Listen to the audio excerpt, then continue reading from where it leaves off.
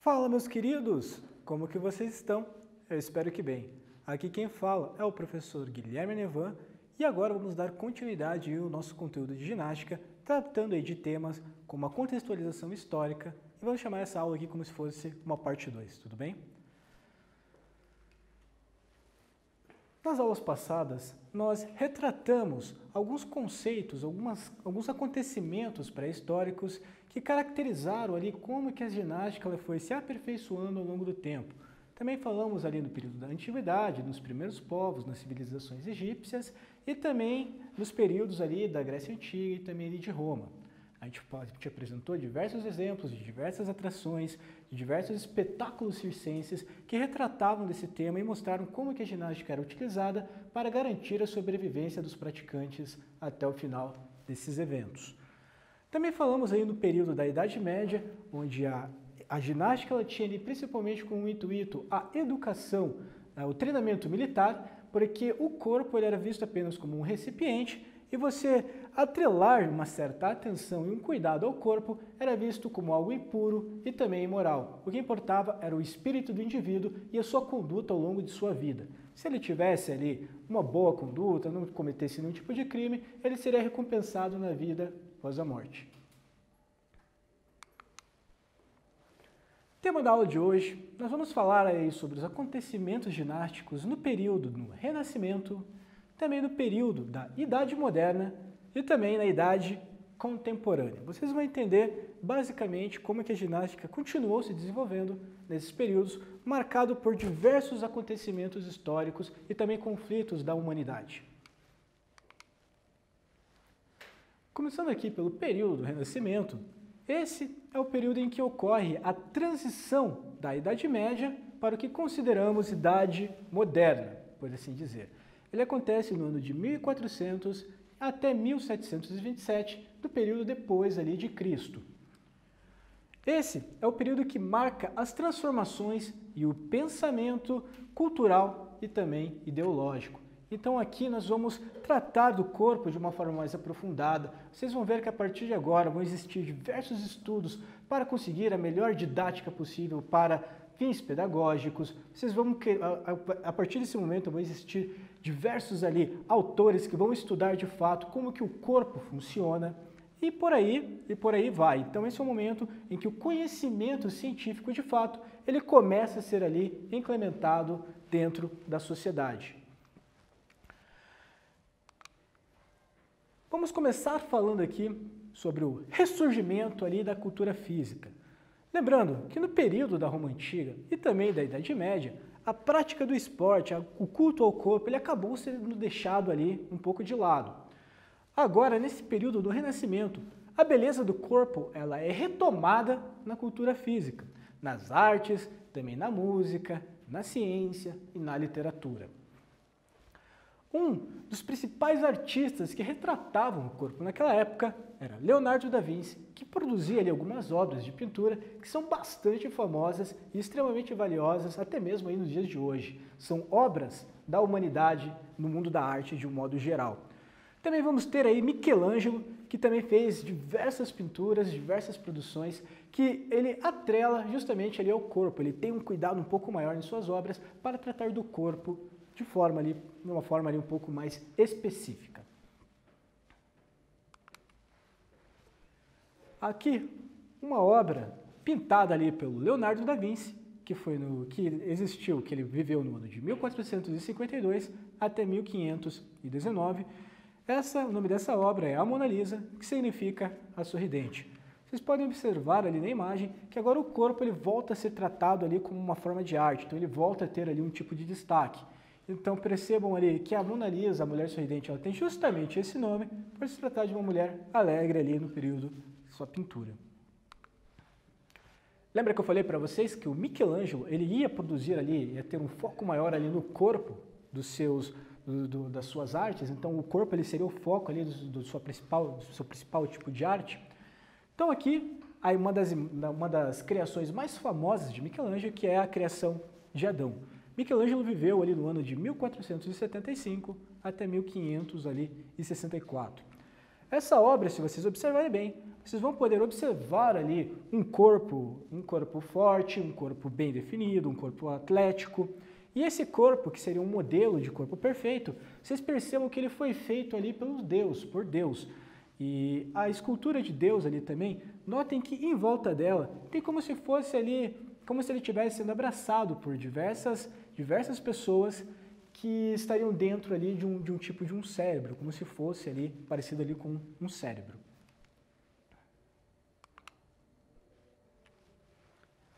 Nesse período também, a produção de estudos relacionados à anatomia humana e o corpo humano começaram a ser ali produzidos.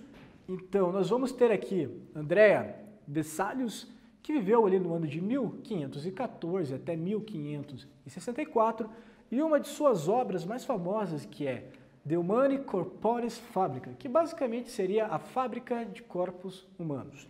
Então é nesse primeiro momento em que vamos começar a ter estudos de fato ali sobre a anatomia. Então vamos começar a entender como que um corpo de fato ele vai funcionar ali. Então a gente vai ter ali, vamos identificar os órgãos desse corpo, vamos dar nome para esses órgãos e vamos tentar entender ali como de fato ele funciona. Se nós acabamos ingerindo um alimento, para onde que ele vai? Depois que ele é absorvido, por onde que ele passa? Então você vai ter um estudo mais aprofundado de como o corpo de fato funciona. Nós temos o nosso esqueleto. Qual que é a principal função dele no nosso corpo? Certo? Que seria ali manter ali a estrutura do nosso corpo, né? Então todos esses estudos eles começam a ser desenvolvidos nesse período. É importante também dizer aqui que a educação física escolar ela começou a ter bastante destaque. E a gente tem aqui Vittorio De Feltre, em sua obra de La Casa Latiosa, que ele começa a defender a prática de exercícios físicos também dentro dos currículos ali escolares. Agora vamos falar aí sobre um dos maiores filósofos aí nesse período, que era Jean-Jacques Rousseau. Ele viveu ali no ano de 1712 até aproximadamente 1778. Ele defendia a educação física como necessária à educação infantil. E por que isso, pessoal? Porque eles acreditavam que se tratava de uma disciplina que ela fosse capaz de combater alguns riscos para a saúde da população naquela época. Então a sociedade tinha ali diversos vícios, como o vício por o alcoolismo e coisas desse tipo. E ele acreditava que a educação física ela precisava ser implementada a partir dos primeiros anos, porque era muito mais fácil você criar ali uma cultura já preparada para esse tipo de coisa, do que você, por exemplo, tentar modificar a vida de uma pessoa depois que ela já está tomada ali pelo vício. Então, mexer ali na base, na estrutura, né, criar ali a partir da primeira infância, geraria mais resultados do que você tentar combater os efeitos posteriores que alguns vícios na sociedade ali estariam gerando. Então ele também acreditava também que você trabalhar conteúdos de educação física dentro da escola com uma prática ali civilizadora, ela conseguiria criar ali uma sociedade nem tão violenta, então também um ser humano mais justo. Então tudo isso também precisava ser implementado ali a partir do primeiro momento ali nas escolas. E nós vamos ter aqui também Jean Pestalozzi, que viveu ali no ano de 1746 até 1827, que é o precursor da escola primária popular, e sua atenção estava focada principalmente ali na execução correta dos exercícios. Então, a partir desse momento, a gente tem que entender que não é qualquer tipo de exercício. Então, começaram a existir diversos estudos que tentavam ver qual que seria, de fato, o exercício que tivesse melhores resultados. Então, será que se eu fizer um determinado movimento, eu não vou prejudicar a minha articulação? Será que esse movimento, de fato, ele vai trazer uma série de benefícios aí para a minha saúde? Será que o fato de reproduzir o movimento corretamente, né, pode impactar aí para que o usuário ele consiga atingir o seu objetivo de uma forma ali um pouco mais simplificada, sem se submeter ali a alguns tipos de risco, conseguir lesionar ali o seu corpo e algo desse tipo? Então, tudo isso acabou sendo evidenciado principalmente através dos estudos desses autores aqui. E agora é nesse primeiro momento. Lembra que nas aulas anteriores eu falava que a gente atribuía a prática de ginástica a toda e qualquer atividade física relacionada ao corpo lá, desde os períodos na Grécia Antiga, desde os períodos das primeiras civilizações, no pré-histórico, na Roma Antiga e também ali na Idade Média? Agora, a gente vai começar a ter ali uma certa especificidade para esse conteúdo propriamente dito. E a ginástica, ela retomou a sua evolução e a revalorização das referências culturais com base aí na antiguidade clássica. Então a ginástica desse período ela começa a ser estudada de forma mais apropriada. Então começa a surgir ali as primeiras modalidades e também ali algumas ferramentas ali que estariam ali à disposição para ampliar ali a quantidade de possibilidades que as pessoas que praticavam ali teriam ali durante a sua prática pela atividade.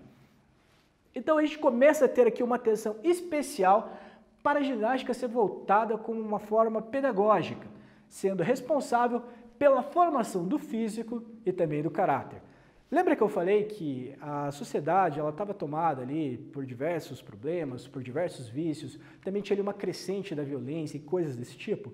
Eles acreditavam que você trabalhar esses conteúdos ajudaria sim a criar ali um ser humano capaz de respeitar as leis e consequentemente uma cidade assim mais pacífica, uma sociedade ali mais civilizatória, vamos dizer assim, capaz do ser humano ali aprender a interagir melhor ali dentro daquele meio. E a ginástica nesse período, ela passa a ser voltada para a medicina com finalidades higiênicas e também terapêuticas. Então, nesse período, você ter ali um corpo com excesso de peso, com obesidade, eles consideravam ali que era uma falta de higiene da parte ali do praticante. Então, para combater esse tipo de corpo, que eles estava fora dos padrões daquela época, eles incentivavam desde os primeiros anos ali, na escola principalmente, a prática de algumas atividades de ginástica, justamente para fins higiênicos e também ali terapêuticos. Agora, apresento aí para o nosso aluno um quiz, onde vocês vão ter aí alguns minutinhos para pensarem numa resposta e depois eu volto. Mas antes disso, vamos fazer uma leitura aqui da alternativa e também ali das perguntas.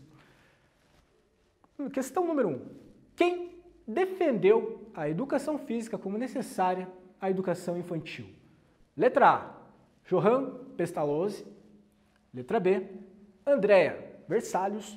Letra C, Jean-Jacques Rousseau. Letra D, Vittorio de Feltre. Pessoal, se eu pronunciei algum nome ali de forma incorreta, eu peço desculpa aí para você aí de casa. São nomes assim que estão colocados em outra linguagem, em outro idioma, e às vezes não é tão comum aí para a nossa cultura aqui brasileira, tudo bem? Agora vocês vão ter alguns minutinhos para estarem pensando em alguma resposta, e daqui a pouco nós voltamos fazendo a correção desse exercício. Não sai daí.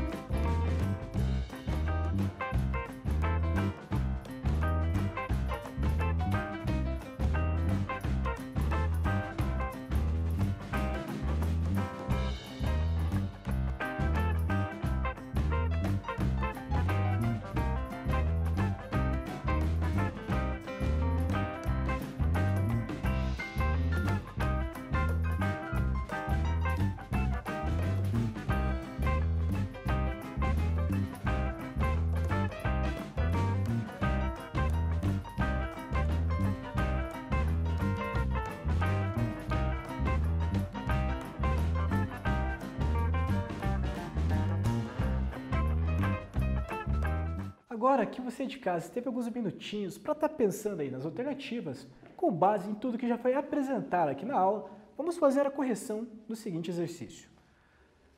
Na alternativa A, pessoal, por que ela estaria incorreta? porque é quem defendeu a educação física como necessária à educação infantil. Johann Pestalozzi, ele defendia principalmente ali como uma forma de atividade ali para fins militares, certo? Andrea Berzelius, eu falei que ele apresentou ali para vocês que seria ali, ele seria o responsável pelos primeiros estudos ali referentes à anatomia do nosso corpo. Por esse motivo, ela não se encaixa ali com a educação física relacionada à educação infantil. Na alternativa letra D, nós temos ali Vittorio Delfeitri, que era ali um pedagogo que estudava ali psicologia e coisas desse tipo, e ele fala sobre a inclusão da ginástica ali dentro da educação física, mas ele não aborda ali temas ali relacionados à educação infantil. Ele defendia como se fosse uma disciplina a ser inserida no currículo, mas não especificamente da educação infantil. A alternativa correta, Jean-Jacques Rousseau. Então, se você marcou a alternativa C, ela está correta. Em uma de suas obras, ele propõe que a educação infantil ela deveria ser implementada desde ali dos primeiros anos da educação, justamente porque seria mais difícil você combater os vícios da sociedade lá na frente, quando o indivíduo, o sujeito, já estivesse tomado por esses vícios. Agora vamos avançar um pouquinho aí para a idade contemporânea. É nesse período em que o aparecimento do esporte moderno e a sistematização da ginástica, justamente com o amadurecimento também da educação física escolar, que algumas modalidades, elas de fato elas vão começar a ser ali mais distintas. Então vão ter ali algumas especificidades de movimento, vocês vão ver ali que vão ter diversas formas de se trabalhar a ginástica, vão ter diversas escolas responsáveis por criar métodos diferentes. Esse período é importante mencionar que ele é marcado por transformações profundas aí na organização da sociedade e também por conflitos de amplitude mundial.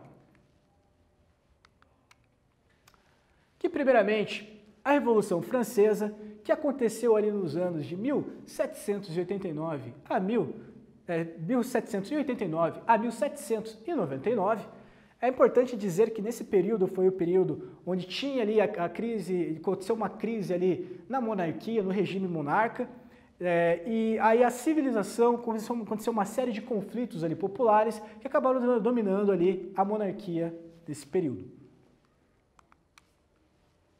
Também vamos ter aí a Primeira Guerra Mundial. Eu não sou professor de história, eu não sei exatamente todos os temas relacionados a esse fato, a esse ocorrido, mas o que eu posso dizer aqui para vocês é que ela teve início devido a uma série de fatores ali relacionados à quebra de alguns tratados relacionados ali àquela época. E também ali algumas crises financeiras que alguns países estariam passando. E aqui nós temos também a Segunda Guerra Mundial, que acontece ali nos anos de 1939 a 1945. Então aqui é importante dizer que a gente tem ali o surgimento ali da pureza racial. Então Hitler ele guia ali todos os alemães que estavam vivendo ali, passando por diversas crises financeiras, o povo estava ali passando por momentos de dificuldade, momentos de miséria, então surge ali um líder que seria como se fosse o salvador da nação, criando ali discursos fortíssimos de combate aos judeus e também às outras modalidades de sistemas ali civilizatórios naquela época. Então todo mundo que não fosse alemão de raça pura, vamos dizer assim, era um inimigo e precisaria ser combatido. É importante mencionar aqui que Hitler ele contava com o apoio de outras nações, como era ali o Japão, como a Itália, e eles combateram de fato ali todo o resto do mundo. Agora aqui vamos para a questão número 2 aí do nosso quiz. Eu vou estar lendo aqui a pergunta com vocês, depois vocês vão ter aí alguns minutinhos para estar pensando em uma resposta. Então, quero que vocês anotem aí no caderno de vocês. Quais foram os 3 acontecimentos históricos que modificaram a sistematização da ginástica e também da educação física escolar? Eu citei 3 aqui para vocês. Letra A, Revolução Francesa, Segunda Guerra Mundial e Guerra Fria. Letra B, Revolução Industrial, Jogos Olímpicos e Revolução Francesa? Não sei. Letra C, Revolução Francesa, Primeira Guerra Mundial e Segunda Guerra Mundial? Letra D, Revolução Industrial, Primeira Guerra Mundial e Guerra Fria. Vocês vão ter alguns minutinhos para pensar e daqui a pouco eu volto.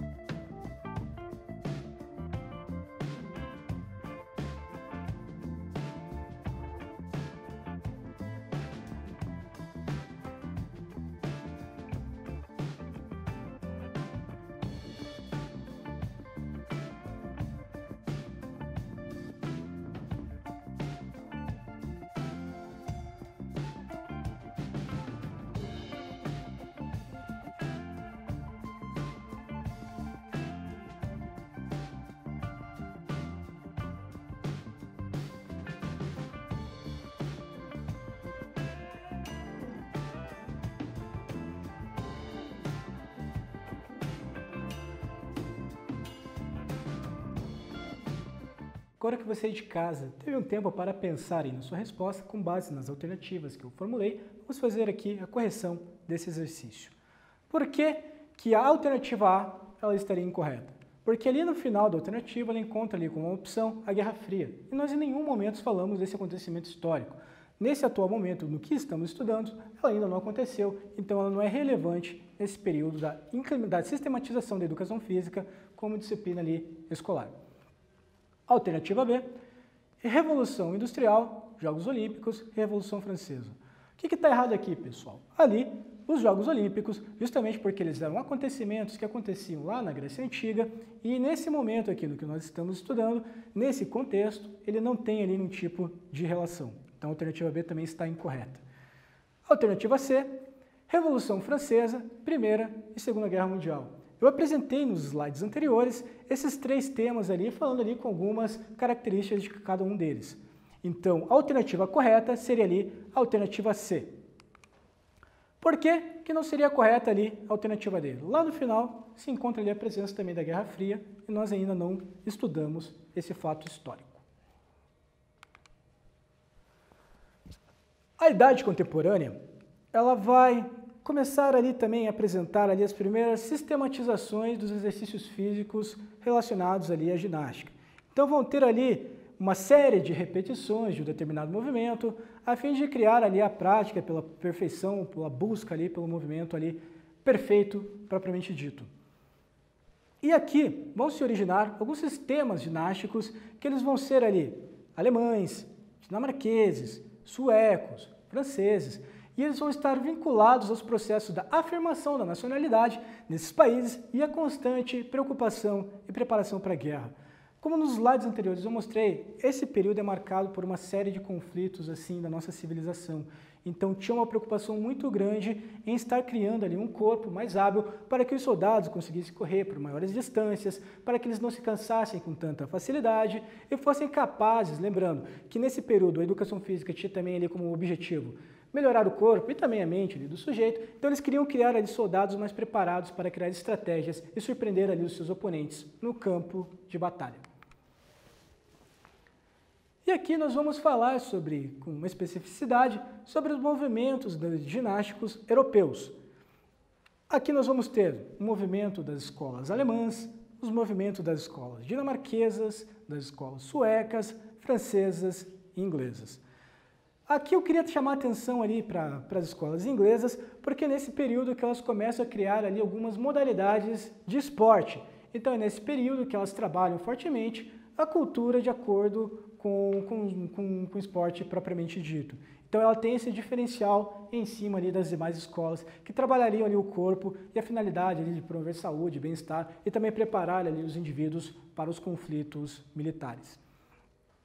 Aqui, as finalidades de uma forma geral, de uma forma ampla dessas escolas seria promover a saúde, regenerar a raça, desenvolver a vontade, a coragem, a força e a energia de viver e também ali desenvolver a moral. Regenerar a raça, eles queriam dizer, basicamente, que eles queriam criar ali um sujeito que fosse mais... que não tivesse ali nenhum tipo de problema de saúde. Então, assim, pessoas que estivessem ali acima do peso, eles encaravam aquilo como um problema que precisava ser ali combatido. Ela estava fora dos padrões naquela época. E ali, referente a desenvolver a vontade, a coragem, também a força e a energia da viver, o desenvolvimento da moral, está relacionado principalmente ali com os princípios e o sentimento ali da autoestima do indivíduo, por assim dizer. Então aqui o desenvolvimento da moral, eu falei ali em slides anteriores sobre criar ali um ser humano mais justo, sobre um ser humano capaz de entender e compreender as leis desse mundo e também as leis criadas ali pelo homem, porque eles queriam também combater ali alguns vícios relacionados ao alcoolismo e também ali alguns problemas de violência que eram bastante frequentes ali nesse período.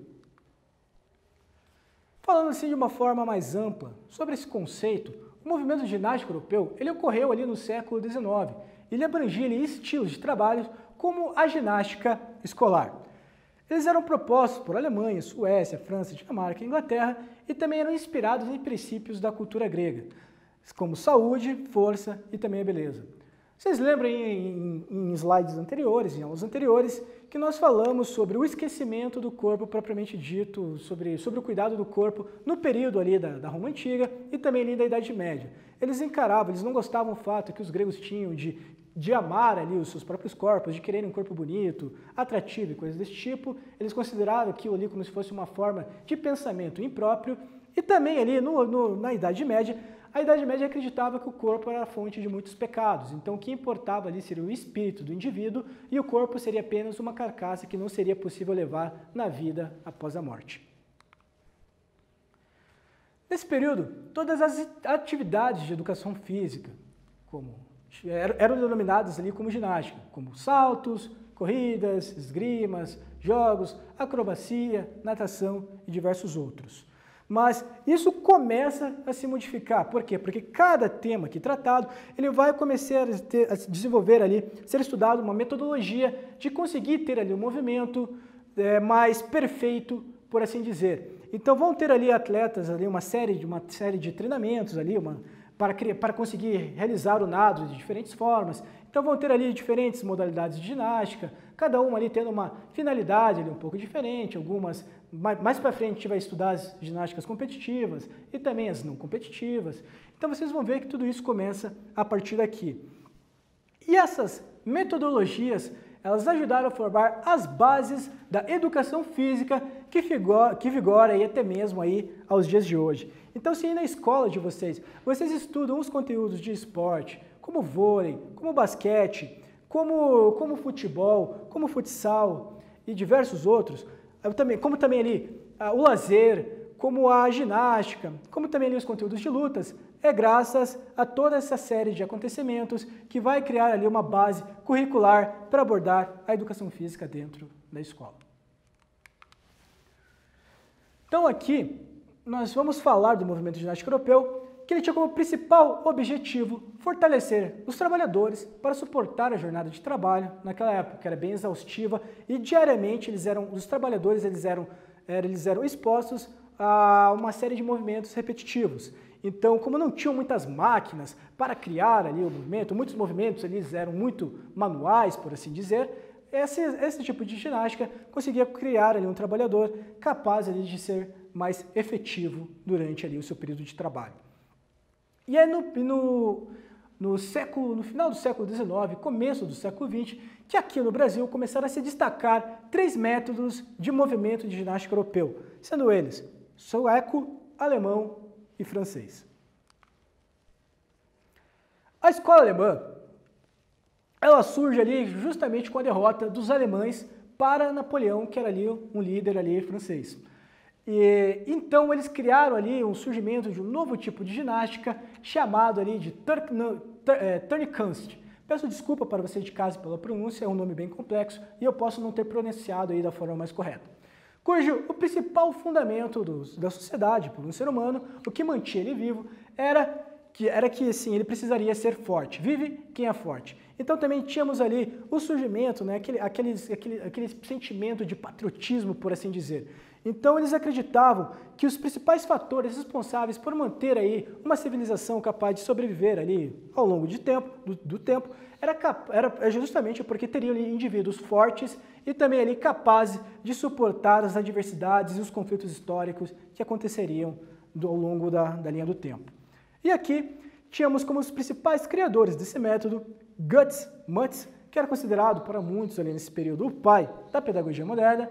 Vamos ter ali Friedrich Lau, que ele defendia a implementação da ginástica como uma forma de treinamento militar, então ela vai ter ali movimentos bastante complexos para treinar soldados mais hábeis. E vamos ter também ali Adolf Spears, que ele era o responsável por criar ali os primeiros instrumentos ali relacionados à ginástica. Então a ginástica a partir daquele momento ela vai contar com auxílio de bancos, vai contar com auxílio de traves, vai contar com auxílio de argolas, tudo isso para criar mais possibilidades de acordo com o movimento. Eles tinham como principal finalidade formar cidadãos fortes através da ginástica, desenvolvida ali por meios de conhecimento científico, como a biologia, a anatomia e também ali a fisiologia. E isso começou lá atrás, quando eles começaram a estudar ali o corpo humano e como ele se desenvolvia, como ele funcionava ali propriamente falando. Agora aqui eles estavam entendendo como que funcionavam todas as estruturas desse corpo, como que o músculo, de fato, ele ficava maior, como que o músculo ele ficava menor. Eles começaram a entender como que o alimento ele era distribuído por nosso corpo, qual que era a importância de ter ali uma boa alimentação e ter ali um bom funcionamento de todos os nossos órgãos. Então é tudo embasado ali em conteúdo científico. E nós vamos ter aqui Rousseau e Pestalozzi, que nós já falamos sobre eles, que foram dois grandes influenciadores aí na metodologia da escola de movimento alemão. E eles acreditavam que o ser humano ele era um ser complexo, universal, que valorizava-se o exercício físico. Então, eles queriam ali como principal objetivo criar um ser humano completo, um ser pensante e também ali com uma boa qualidade de vida, um ser humano ali com um aparentar físico saudável. Importante dizer também que o método alemão, por ser um movimento bastante complexo, ele era utilizado aqui no Brasil justamente para treinamento do exército brasileiro. Isso aconteceu por volta do ano ali de 1860. Observem aqui na imagem que eles contam ali com a presença de alguns aparelhos, que eu já falei que teve ali alguns criadores, onde eles criavam movimentos bastante complexos. E esse movimento ele era bastante criticado e não deveria ser ali, diversos estudiosos acreditavam que ele não deveria ser implementado dentro das escolas, porque teríamos ali uma quantidade de alunos que poderiam acabar saindo lesionados dessas determinadas práticas. Então, a fim de proteger ali os estudantes, eles incentivavam esse uso unicamente para fins de treinamento militar. Devido ao processo de industrialização na Suécia, a ginástica tinha como objetivo livrar a sociedade de vícios como o alcoolismo, pois assim os trabalhadores seriam mais produtivos. Agora que nós falamos do movimento europeu, estamos falando agora aí sobre a escola sueca de movimento, no ano de 1778 a 1839. Como eu já falei, esse tipo de pensamento, esse tipo de problema, ele acabava já sendo combatido desde o período ali do Renascimento.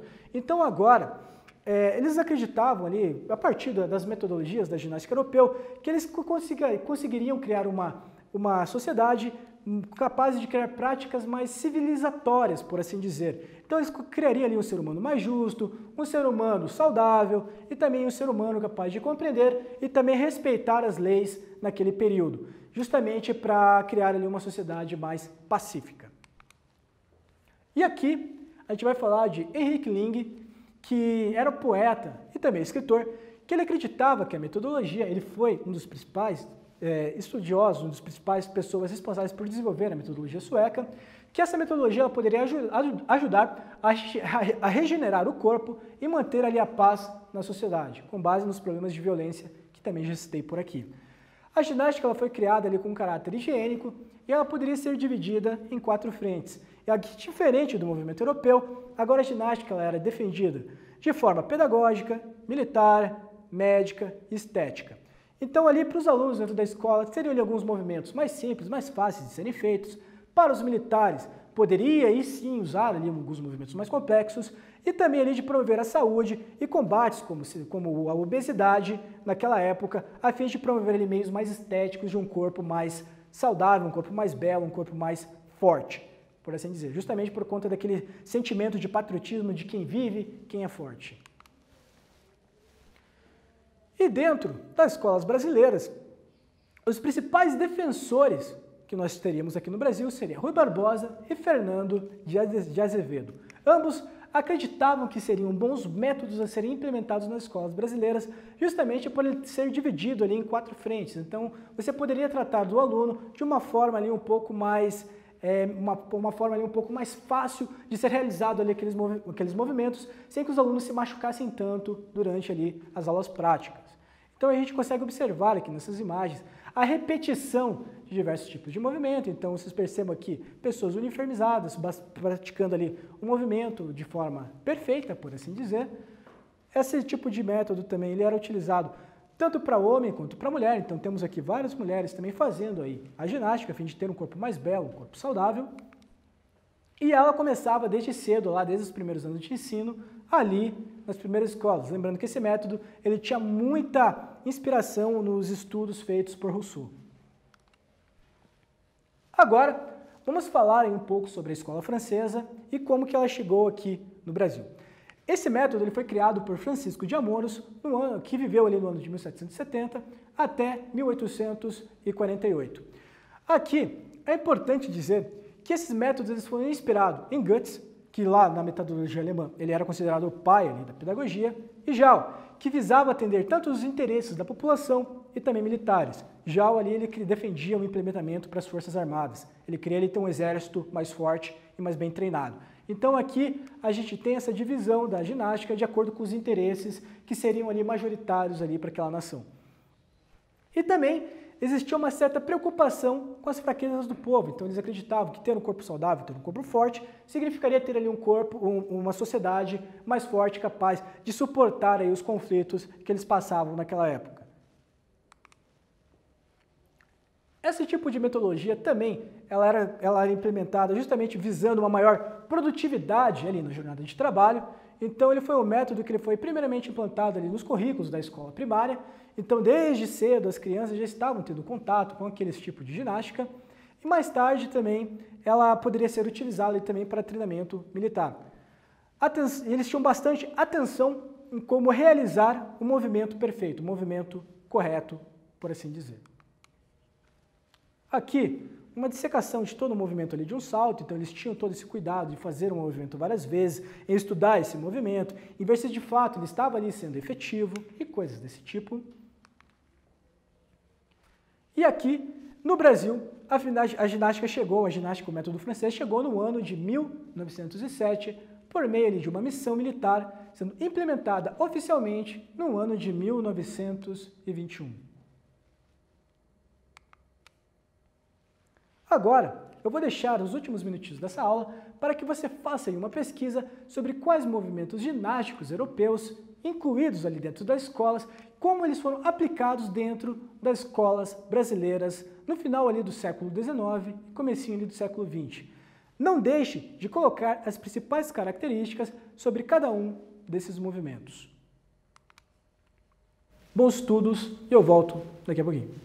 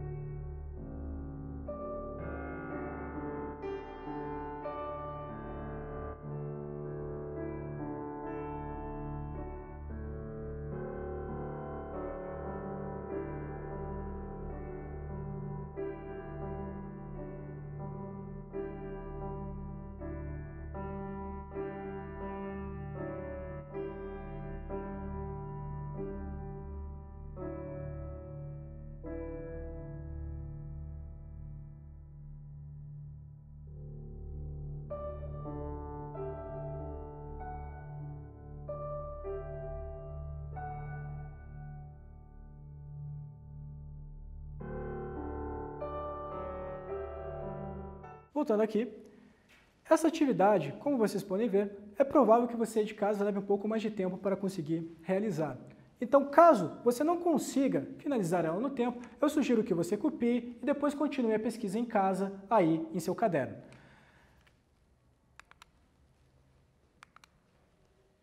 Então é isso, meus queridos. Eu vou ficando por aqui. Se vocês estão gostando desse tipo de conteúdo, não deixem de fazer as atividades propostas aí nos seus aplicativos de Classroom. E se vocês estão gostando de aulas como essa, nos deem aí o nosso apoio aí, deem bastante apoio para nós e também fortaleçam aí a nossa moral. Aquele abraço e vejo vocês aí na nossa próxima aula, onde vamos tratar sobre temas como os esportes ginásticos nas modalidades competitivas e também não competitivas. Aquele abraço, fui!